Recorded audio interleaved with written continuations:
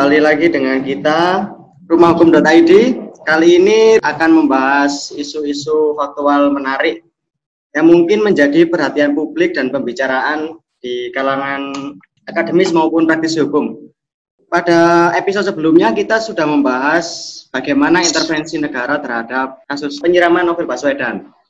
Sebenarnya ini sudah menjadi pembicaraan publik yang mengenai penegakan hukum, terutama berkaitan dengan peradilan di Indonesia, yakni mengenai kasus penyiraman Novel Baswedan, yang sebenarnya kasus ini sudah lama. Ada yang mengatakan ini adalah undue delay dalam proses penyelidikan dan penyidikannya, bisa memakan waktu hampir 3 tahunan. Kemudian ada juga yang mengungkapkan ini rumit untuk diungkap. Nah, yang menjadi perbincangan kali ini adalah mengenai tuntutan jaksa yang dirasa tidak adil. Dan ini yang menjadi isu di kalangan penegak hukum. Nah, hadir di hadapan kita semua Mas Cesa Aryo Janipurnomo. Beliau adalah dosen Fakultas Hukum Universitas Pamulang dan managing partners salah satu law firm di Jakarta. Kemudian ada Pak Halif. Beliau adalah dosen Fakultas Hukum di Universitas Negeri Jember. Atas kasus penyiraman Novel Baswedan yang menjadi perbincangan publik. Mungkin dari kacamata Mas Cesa selaku praktisi hukum, apakah terdakwa penyiraman air keras terhadap Novel Baswedan masuk sebagai delik kesengajaan atau tidak? Nah, mungkin ini Mas Cesa memandangnya sebagai seorang praktisi ini seperti apa? Baik, terima kasih. Assalamualaikum warahmatullahi wabarakatuh. Waalaikumsalam warahmatullahi wabarakatuh. Terima kasih kepada Rumah Hukum ya, dan kepada rekan-rekan dosen, rekan-rekan praktisi. Jadi saya sebetulnya nggak bisa lepas dari teori juga, Mas Toha. Karena kalau kita bicara kasus Novel Baswedan itu sebenarnya kan akhirnya menyentuh ranah teori. Setidaknya 3 alasan untuk mengetahui atau untuk memikirkan apakah perbuatan pidana daripada terdakwa itu sebagai delik kesengajaan. Alasan pertama sebetulnya saya sederhana melihatnya. Kalau secara teori, alasan pertama saya adalah KUHP itu secara sistematika dibagi 3. Nah, pasal yang digunakan oleh penuntut umum itu kan pasal mengenai penganiayaan. Penganiayaan kan itu dimulai dari 351 sampai 355 KUHP. Dan itu terkategorisasi di dalam buku 2 KUHP. Jadi, alasan pertama saya, penganiayaan itu berarti kejahatan. Yang kedua, alasan kedua, kalau kita bicara secara teori, kejahatan di dalam ilmu hukum pidana itu dibedakan betul. Paling mencolok itu bisa dilihat mengenai ancaman pidananya bila dibandingkan dengan kelalaian. Tegasnya, saya mau bilang, alasan kedua saya, delik-delik mengenai penganiayaan atau dalam hal ini mengenai unsur kesengajaan itu selalu lebih berat dibandingkan dengan delik-delik yang diatur dalam buku 3 pelanggaran. Dan alasan yang ketiga bagi saya secara teori, ada 2 kata kunci penting kalau kita bicara kesengajaan dalam arti untuk menentukan kesalahan terdakwa nantinya. Yang pertama adalah konsep mengetahui dan kedua adalah konsep menghendaki. Kalau dalam ilmu hukum pidana dikenal dengan teori Willens and Wetten itu. Jadi saya menjawab dengan tegas, ya delik kesengajaan itu adalah kategorisasinya itu jahat di dalam buku 2 KUHP. Oke, berarti yang dilakukan oleh terdakwa adalah termasuk tindak kejahatan itu sudah jelas ya. Kalau dalam hukum pidana itu sebenarnya bagaimana suatu tindakan itu bisa dikatakan sebagai sengaja atau tidak sengaja kayak gitu. Silakan Pak Alif. Oke, baik. Terima kasih Mas Toha dan Mas Desa ya, serta rekan-rekan sekalian yang menyimak diskusi daring kita pada malam hari ini. Belum saya masuk kepada apa yang ditanyakan oleh Mas Toha tadi, bahwa pertama kasus ini belum selesai, belum inkrah istilah dalam hukum acara pidana, maka sebenarnya tidak terlalu diperkenankan kita untuk berdiskusi atau membedah kasus ini. Namun karena rasa keadilan itu terusik bagi kita, sehingga mau tidak mau kita harus paling tidak menyumbang pemikiran untuk menyuarakan keadilan. Sebagaimana dalam adegium yang menyatakan fiat justitia ruat caelum. Keadilan harus ditegakkan meskipun langit akan runtuh. Yang kedua, sebelum juga saya masuk kepada inti pertanyaan tadi, bahwa saya membaca satu buku yang sangat menarik yang dikarang oleh Prof. Barda ya, meskipun itu buku yang beberapa tahun yang lalu beliau terbitkan. Judulnya adalah Pendekatan Keilmuan dan Pendekatan Religius dalam Penegakan Hukum atau Mereformasi Penegakan Hukum di Indonesia. Di dalam buku itu, beliau menyampaikan bahwa ada pentingnya dua pendekatan dalam penegakan hukum. Yang pertama adalah pendekatan ilmu pengetahuan hukum dalam artian luas, tidak dalam artian parsial ataupun sempit, dibarengi dengan pendekatan religius. Maka dengan pendekatan ini, beliau menganalisa bahwa situasi penegakan hukum kita nampaknya ada di dua sisi. Sisi pertama adalah penegak hukum itu sebenarnya menerapkan pendekatan ilmu hukum itu, tetapi tidak dalam artian luas, tapi dalam artian parsial, hanya melihat undang-undang saja, tidak dibarengi dengan asas, tidak dibarengi dengan nilai, tidak dibarengi historis, aturan atau pasal atau norma itu diterbitkan. Hanya melihat letterlek undang-undang. Sudah menerapkan, tapi hanya sebatas itu, dan itu perlu ditingkatkan agar komprehensif dalam melihat hukum terhadap kasus yang ada. Yang kedua, yang menarik, betul sudah menerapkan, tetapi ilmu hukum itu tergeser dengan pendekatan-pendekatan lain. Tergeser dengan pendekatan-pendekatan lain. Beliau memberi 3 kategori. Kenapa? Apa buktinya bahwa tergeser? 1, sudah ada Markus, mafia kasus ya.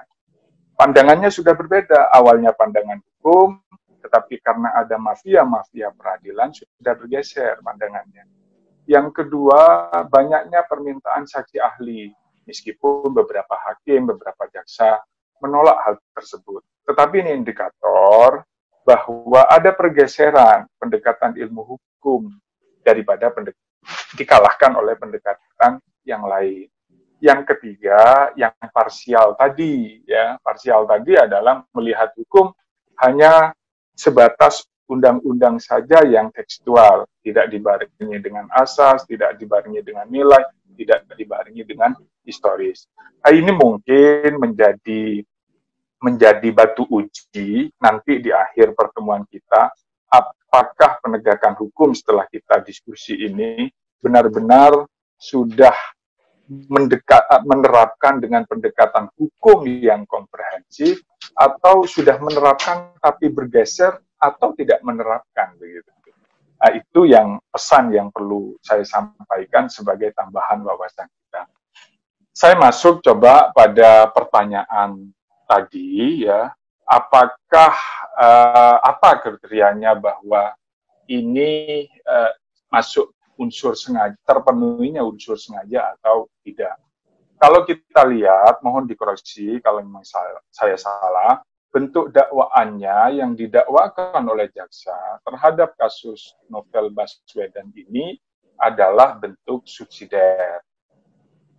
Dakwaan yang primer adalah pasal 355 ayat 1 junto pasal 55 ayat 1 ke 1, yaitu tentang pasal 355 yaitu tentang penganiayaan berat dengan dilakukan berencana terlebih dahulu.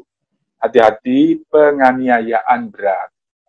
Dan subsidiarnya yaitu pasal 51 ayat 2 junto pasal 55 ayat 1 ke 1, yaitu tentang penganiayaan yang mengakibatkan luka berat. Kalau primer itu ancamannya adalah 12 tahun, yang subsidiar ancamannya adalah cukup 5 tahun maksimal.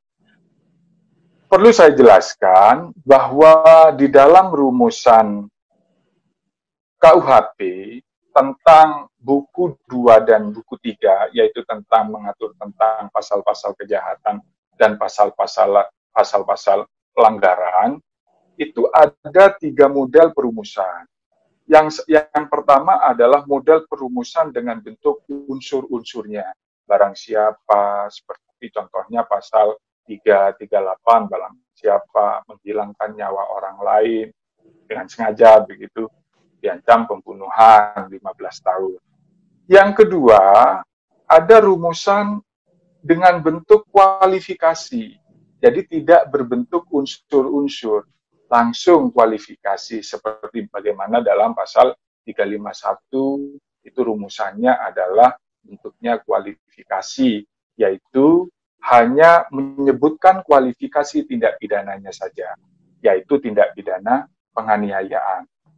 Untuk seperti apa penganiayaan itu tidak kita ketemukan itu di dalam KUHP. Dan yang ketiga, model rumusan dua-duanya, dirumuskan unsurnya, lalu terakhir dikualifikasikan. Kebetulan pasal 351 atau penganiayaan ini dirumuskan dengan kualifikasi saja. Maka bagaimana kita melihatnya? Melihatnya di perkembangan peradilan. Bahwa ternyata bisa di dalam perkembangan pengadilan itu kita ketemukan bahwa yang namanya penganiayaan itu adalah merupakan suatu perbuatan yang sengaja, ada unsur sengajanya di sini, untuk menimbulkan rasa sakit pada tubuh. Itu diperoleh dari jurisprudensi, bahwa awalnya yang namanya penganiayaan itu perbuatan yang sengaja untuk menimbulkan rasa sakit pada tubuh. Ternyata rumusan pengertian penganiayaan dari yang pertama ini masih menimbulkan kelemahan. Karena seperti dokter gigi, itu perbuatan sengaja, menyakitkan, menimbulkan rasa sakit pada tubuh si korban, begitu.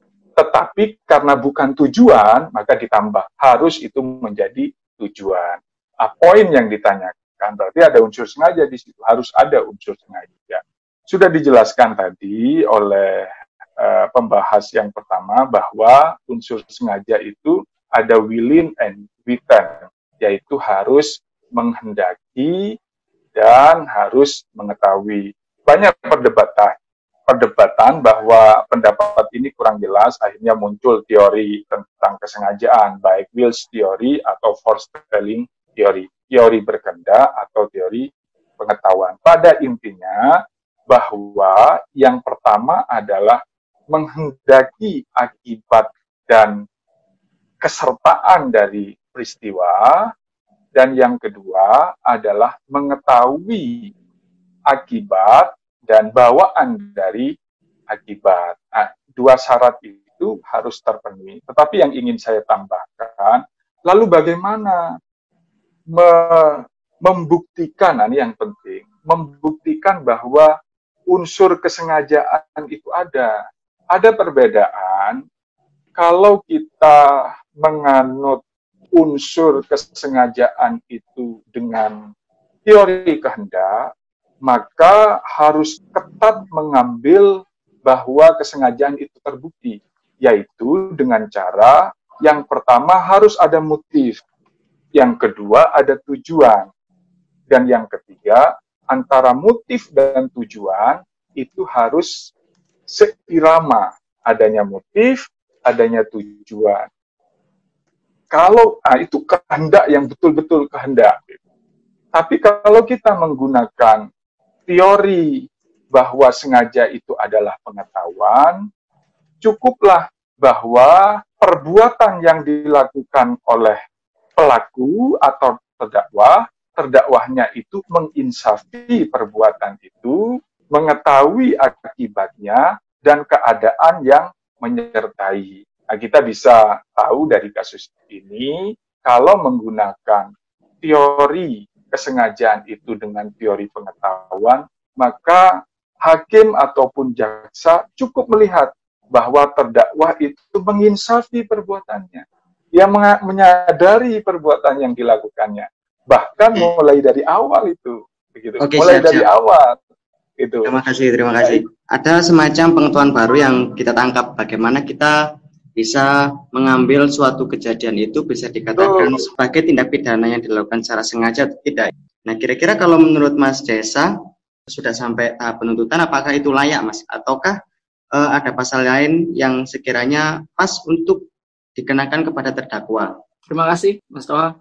Ya, kita harus menghormati juga kan proses persidangan, perkara sedang running. Kemudian ada fakta-fakta hukum yang tadi saya katakan di awal bahwa akhirnya saya bisa menjawabnya begini, Mas Toha. Kalau kita bicara kewenangan jaksa itu kan satu komando. Filosofinya kan dia yang saya pahami itu dia harus menuntut dengan setinggi-tingginya gitu kan.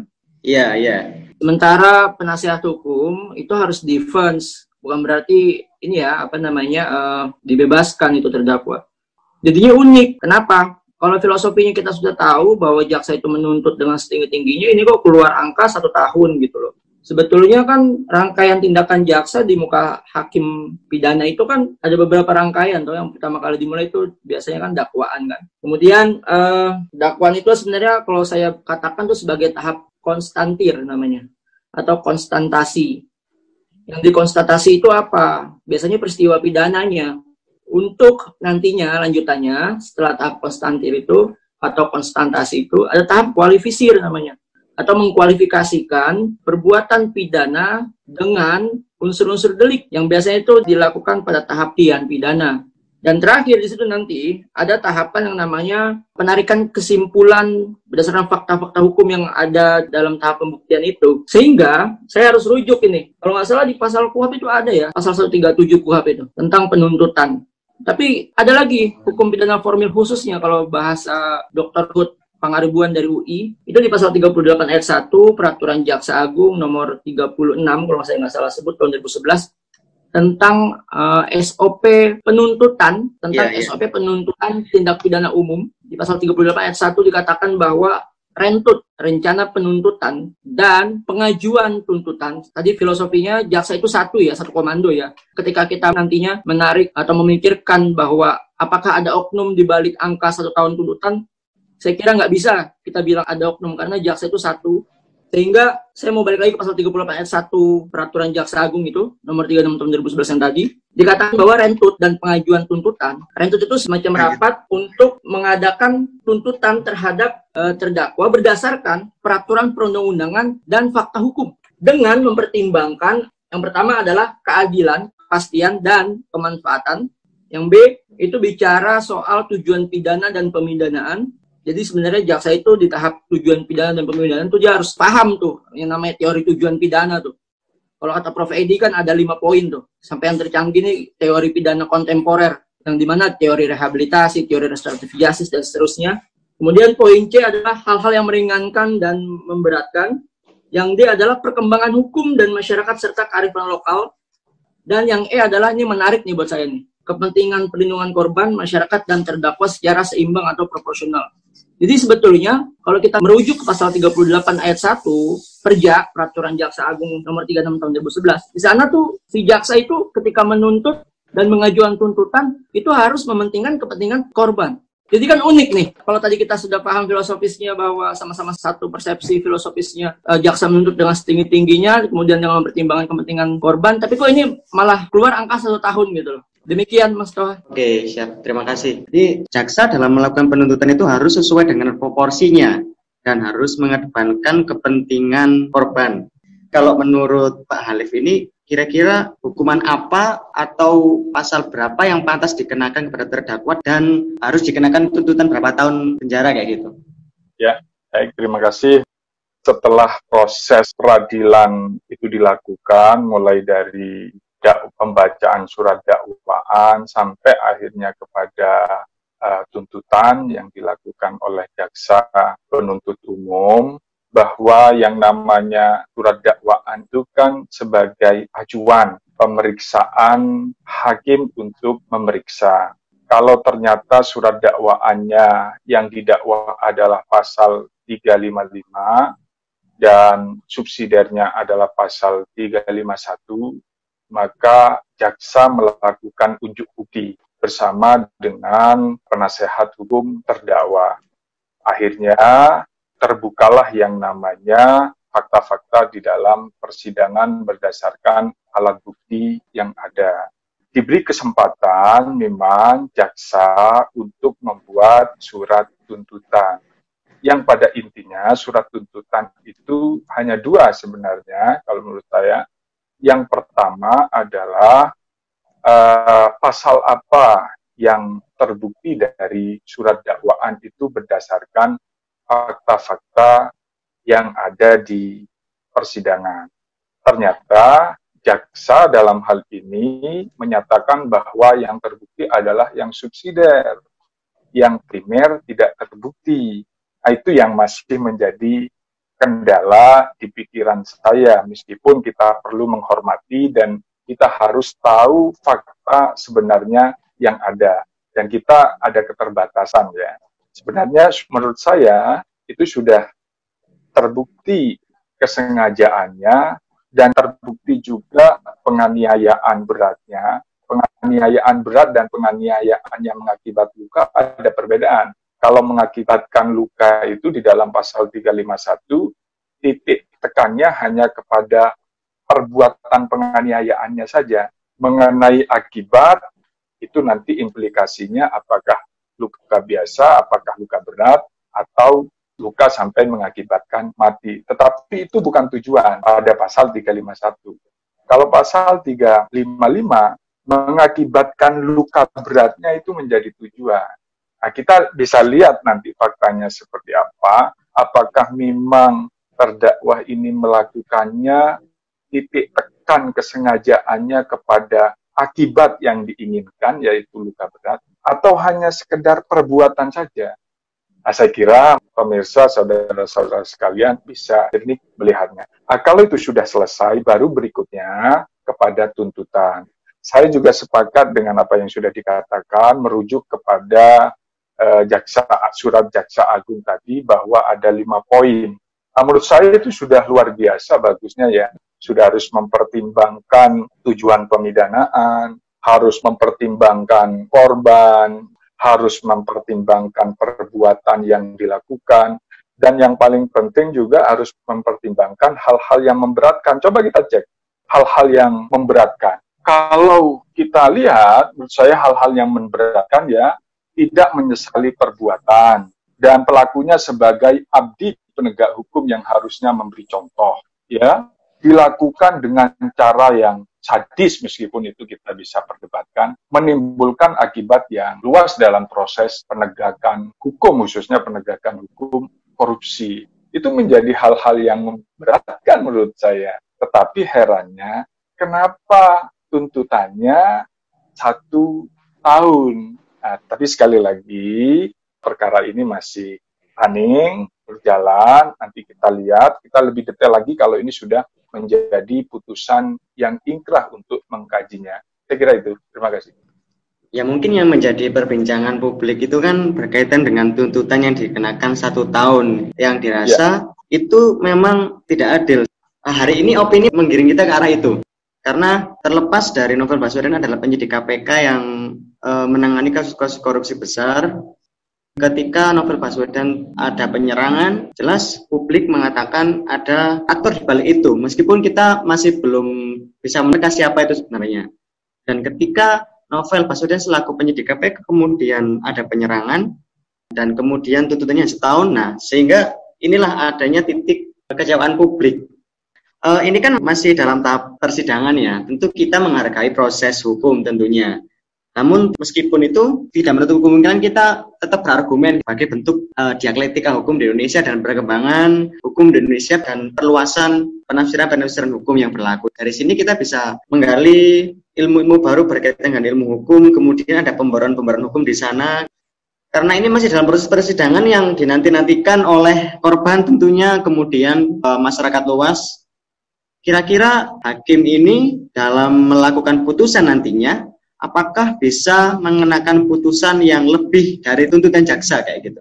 Mas Jasa, bagaimana menanggapi hal ini?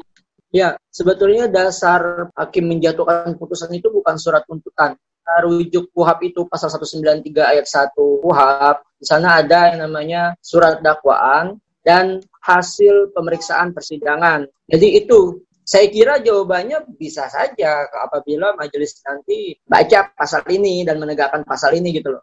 Tetapi yang nggak boleh itu menjatuhkan putusan melebihi ancaman pidana yang diatur dalam redaksi delik. Misal delik A mengatakan ancaman pidana 3 tahun, sementara tuntutan 1 tahun. Kemudian diputus sama hakim lebih dari 3 tahun. Itu yang saya kira nggak boleh. Jadi begitu Mas Toha. Tapi saya mau balik lagi sedikit kepada ukuran apa sih yang bisa menjadi patokan penuntut umum untuk menerbitkan tinggi rendahnya suatu tuntutan gitu loh. Di sini saya nemuin dasar hukum surat edaran Jaksa Agung nomor 1 tahun 2005. Di sana ada 6 poin. Jadi kalau kita rujuk seja ini jaksa penuntut umum ini sepertinya nggak baca seja ini, atau baca tapi nggak ditegakkan. Yang pertama adalah batas minimum tuntutan pidana serendah-rendahnya adalah setengah dari ancaman pidana dalam hal terdakwa. 1. Terdakwa itu adalah residivis. 2. Perbuatannya menimbulkan penderitaan bagi korban atau keluarga. Jadi ini unik, sekali lagi. Ini unik, tuntutan jaksa ini unik. Saya nggak bilang aneh ya, tapi ini unik. Kok bisa keluar angka 1 tahun gitu loh. Secara teori pun sebetulnya nggak ada. Jaksa tuh, ini berapa yang cocok ya? Misalnya untuk seseorang itu atau terdakwa itu, rumusan bakunya maksud saya, itu kita nggak punya tuh. Harus berapa tinggi, harus berapa rendah. Yang ada tuh kita hanya mempertimbangkan hal-hal yang meringankan dan yang memberatkan. Itu ngukurnya juga pakai apa itu? Jaksa itu pengen menuntut si terdakwa misalnya. Oke, terima kasih Mas Yesa. Ya. Begini, tentunya hakim pidana dan hakim perdata itu berbeda ya dalam menangani kasus atau memeriksa kasus gitu. Kalau hakim perdata cenderung lebih pasif dalam menyelesaikan kasus atau memeriksa perkara, berbeda dengan hakim pidana yang cenderung aktif untuk menggali fakta, menggali bukti suatu perkara. Nah, kalau menurut Pak Halif sendiri ini, kira-kira apakah hakim itu berhak untuk memutus di luar tuntutan jaksa penuntut umum? Silakan. Baik, kita perlu ketahui bahwa kebenaran yang dicari dalam hukum acara pidana dan perdata itu cukup berbeda ya.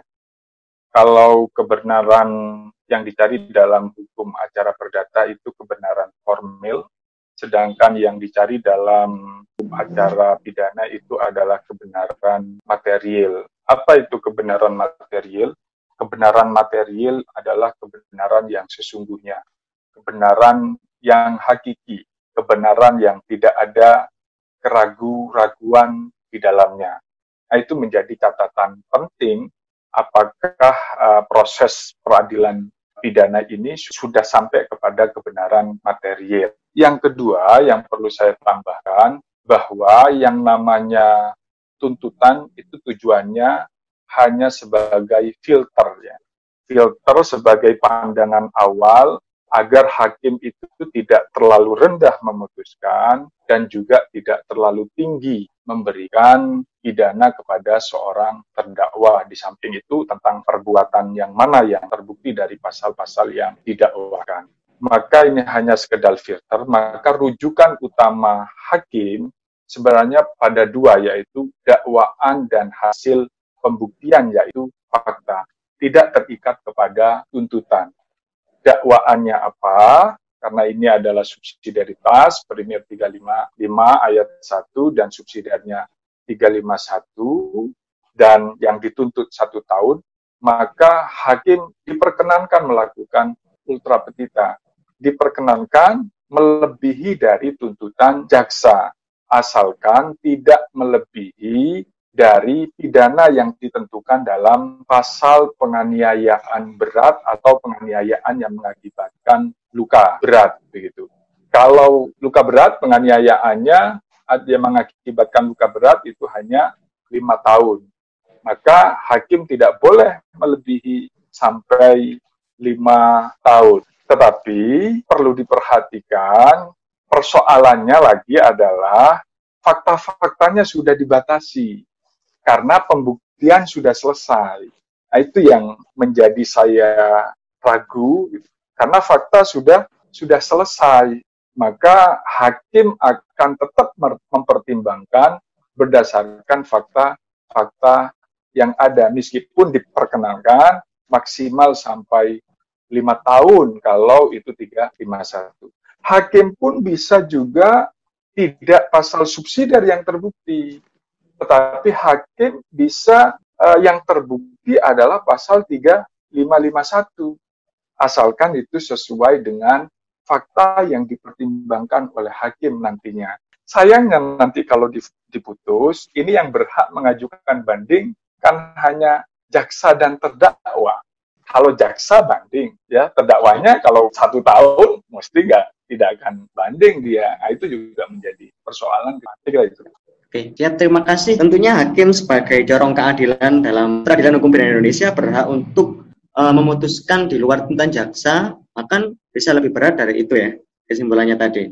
Nah ini karena persidangan sudah tidak lagi menggali fakta yang terjadi, tinggal kita sebagai masyarakat yang peduli dengan hukum hanya berharap kepada majelis gitu ya, agar bisa memutuskan seadil-adilnya terhadap kasus penyiraman ini. Ya mungkin cukup di sini perbincangan kita. Di lain waktu jika kita diberi kesempatan, kita akan berdiskusi lagi tentunya dengan tema-tema lain atau dengan pembahasan-pembahasan lain.